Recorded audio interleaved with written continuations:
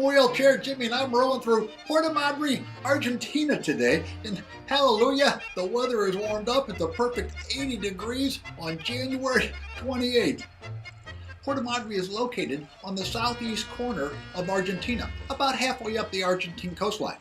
And the Princess cruise ship docks in a very large harbor with a very long pier. Now, there are no tender boats required here, and the town is located at the end of this long pier. There are some wonderful excursion tours in this part of Patagonia.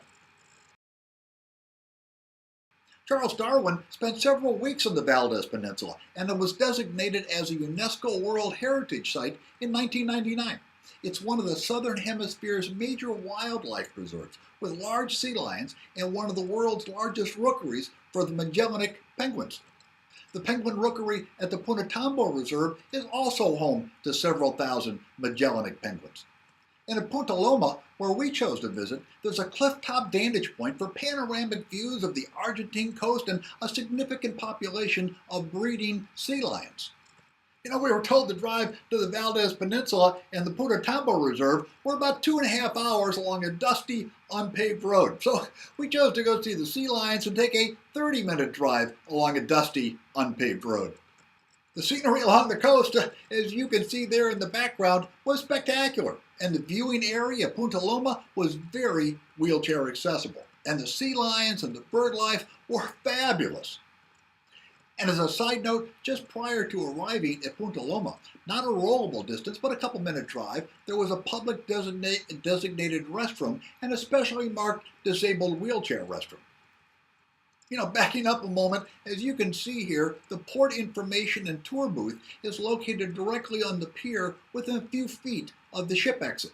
You know, unfortunately, the tour buses and vans are not wheelchair accessible. You know, although the English-speaking organizer at the booth stated the tours were accessible for me, we later determined that their idea of accessible meant picking me up and throwing me in the back of a large 24-passenger van. So we rolled along the very level pier, perhaps a third of a mile, to the main street in town.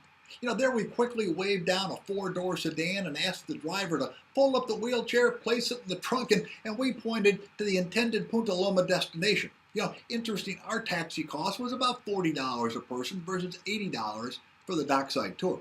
And for your information, the Punta Loma park entry fee is about 100 Argentine pesos, about $7.25.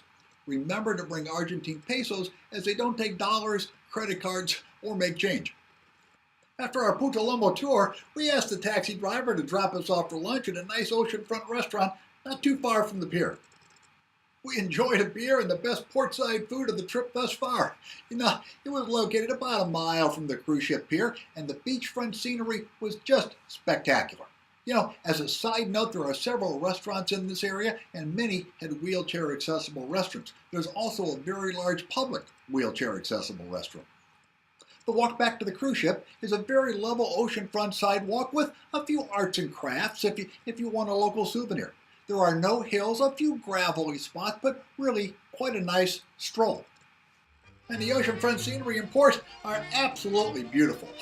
What a spectacular setting. You know, we really enjoyed our day in Puerto Madryn, our return to Argentina, the warmth and the sunshine. What a spectacular part of the world, and reasonably accessible. Roll on, travelers!